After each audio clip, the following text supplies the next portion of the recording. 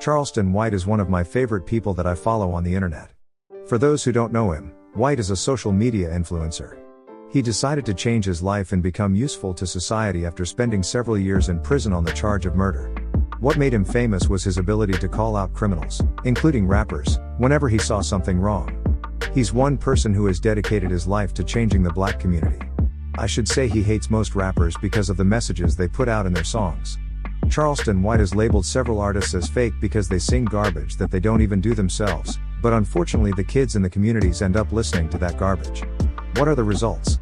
Well, many children become exactly what artists say in their songs and end up being locked up for many years. I love what White stands for. Ye has talked about it several times. As a community, we have an obligation to spread good messages for our kids. This time around, White didn't trend for calling out a rapper but for pulling a gun on the interviewer. The Charleston White and DJU interview was cut short after the internet sensation pulled a gun on the interviewer.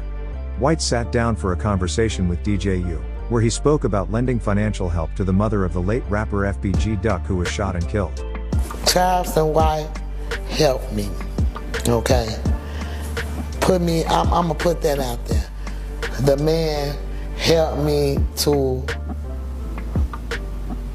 get to a point to where a lot of people know me. DJU called out Charleston White for not helping the mothers of other deceased Chicago rappers. DJU claimed that the only thing that bothers the Chicago community is the fact that White wasn't going to help everybody but the selected few. It was a comment that didn't sit well with my man White. To some degree, I agree with White. By this, I mean, why would someone tell him what to do with his money? Whatever he chooses to do with it, he will do it. It makes no difference to whom he gives as long as he is not wronging anyone. White angrily responded to DJU, "I ain't got to do that. Go ahead and do it. How are you going to pin that on me when you haven't even done half of what I've done?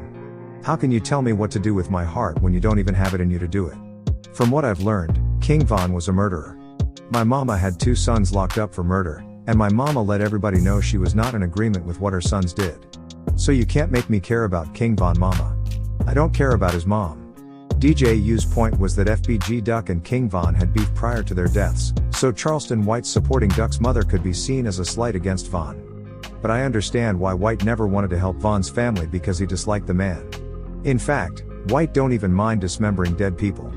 His reasoning behind that is that the dead people he disses rap about murdering other people, so he doesn't need to respect them. White has made disparaging comments about Von and said he has no sympathy for the slain rapper.